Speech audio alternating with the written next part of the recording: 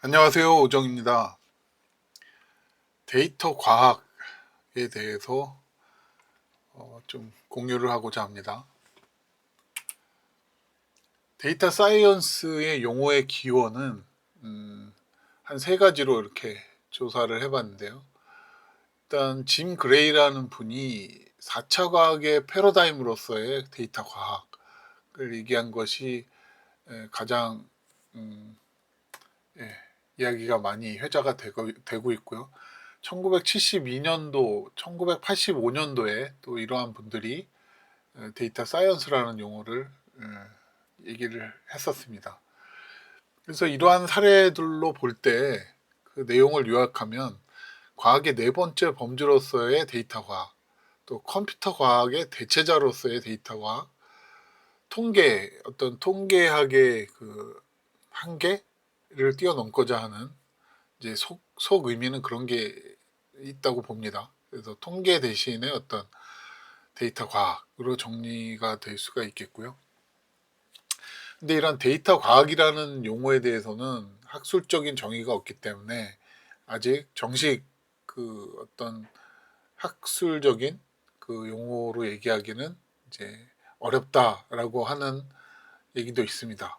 그래서 이러한 데이터 사이언스는 여기 보시는 바와 같이 일반적인 컴퓨팅 기술, 분산 컴퓨팅 기술, 데이터 마이닝, 기계학습, 인공지능, 데이터 분석, 통계학, 수학, 시각화에 해당하는 학술 분야를 융합해서 실무에 활용할 수 있게 응용하고 이렇게 융합된 것을 아울러 통칭하기 위해서 만든 용어다. 그래서 다분히 실리콘밸리에서의 그 IT 산업에서 흔히 행해지는 어떤 유행을 유발하기 위한 것이라는 비판적인 그런 시각도 있습니다. 근데 컴퓨터 공학을 실리콘밸리하고 미국의 대학교에서는 컴퓨터 사이언스라고 또 말하기 때문에 데이터 과학이라는 것도 이렇게 무리한 용어는 아니다라는 주장도 있습니다. 이쪽 그림에서 보시면 과학 영역에서는 이제 가설을 세우고 그것을 증명해내서 어떤 법칙을 도출하게 됩니다. 그리고 도출된 법칙은 뭐 책으로 정리가 되기도 하고 시스템화되기도 하고 데이터로 또 보존이 되기도 하고요.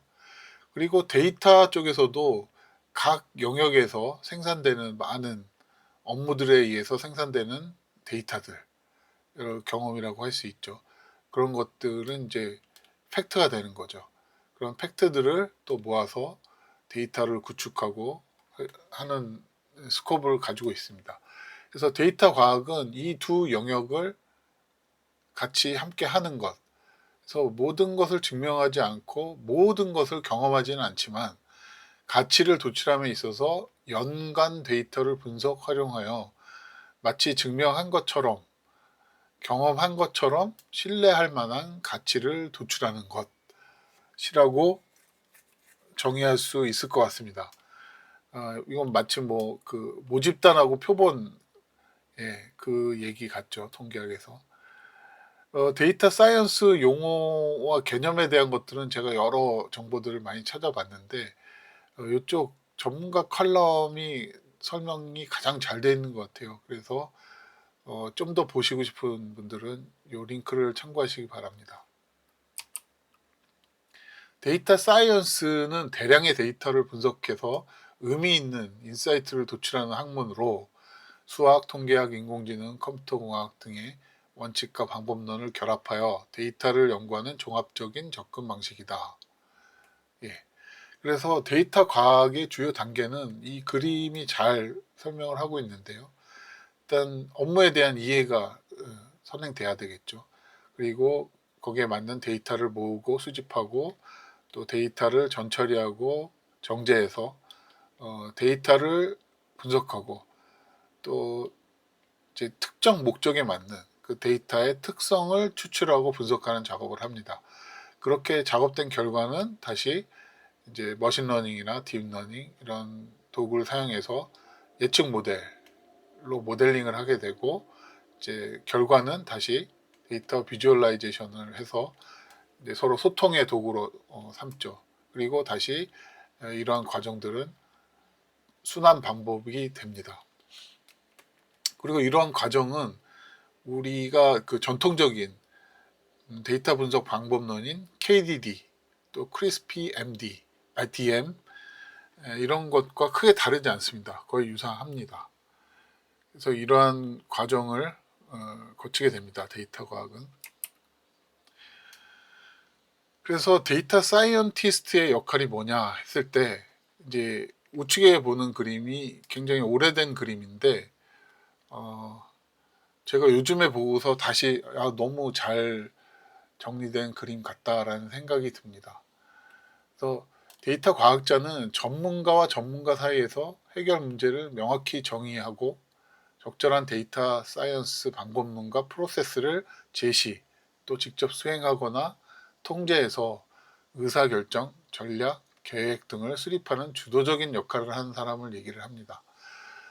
예를 들어서 어떤 컴퓨터 전문가가 있고 도메인 전문가, 어떤 영역에 전문 연구가가 있을 때 이 둘이 어떤 가치를 창출하고 싶은데 의사소통에 굉장히 어려움이 있을 겁니다. 실제로도 경험상도 당연히 그렇고요. 그래서 이 둘의 니즈를 잘 파악해서 그 문제를 잘 정리하고 또 방법을 제시하고 수행하고 통제할 수 있는 사람. 그 사람이 바로 데이터 사이언티스트가 되는 거죠. 그래서 데이터 과학자는 이 프로세스를 어느 정도는 전반적으로 잘 알아야 되고 특정 분야에 대해서는 굉장히 또 깊이 있게 또 알아야 되기도 합니다. 근데 이론상으로 실제 우리 환경에서 봤을 때 이러한 사람이 잘 없죠. 굉장히 힘듭니다. 우측 그림에서 보시면 컴퓨터 공학, 또 수학, 통계학, 또 전문 영역의 어떤 전문성 이것들을 다 겸비해야 되는 겁니다.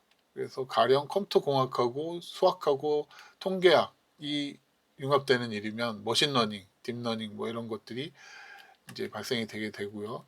그다음에 수학, 통계학과 어떤 특정 영역의 비즈니스가 이제 전통적인 우리 어떤 연구 스코프가 되겠죠. 그리고 이제 컴퓨터 공학과 이런 비즈니스 영역의 어떤 협업은 소프트웨어 디벨롭먼트가 될 겁니다. 그래서 굉장히 잘 정리가 되어 있고요. 데이터 사이언스의 영역을 보면 요만큼입니다. 그래서 각 영역에서 차지하는 비중이 상대적으로 작죠. 이쪽에서 차지하는 비율도 작고 그러나 다 걸쳐 있습니다.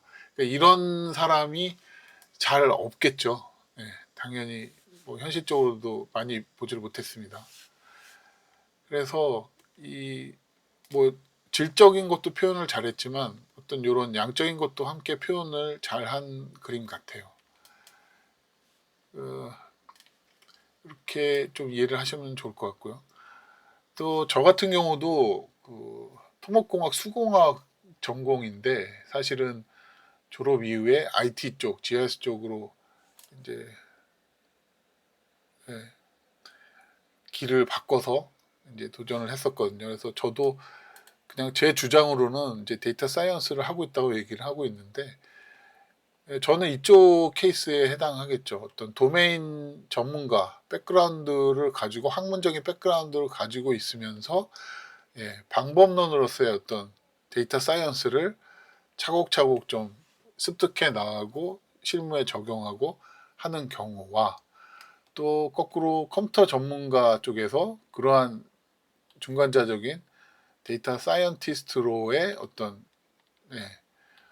변화를 꾀하는 분들도 있을 겁니다. 근데 뭐 저는 이쪽에서 왔기 때문에 이쪽이 사실은 좀 더 뭐라 그럴까요? 가능성이 있다 할까요? 그러니까 동기부여도 더 되는 것 같아요. 어떤 뭐 해결해야 될 이슈가 있고 어떤 아이템이 있고 할 수 있는 게 더 이쪽 분야인 것 같습니다. 이쪽 사이드인 것 같고 이쪽 사이드에서는 사실 뭐 컴퓨터 공학이나 이런 것들은 그 자체의 어떤 뭐 깊이를 따질 수는 있어도 어떤 협업하거나 다른 일과 결부되어야 역할을 하는 것이기 때문에 그런 측면에서 그렇게 제 개인적인 소견을 좀 말씀드릴 수 있겠습니다.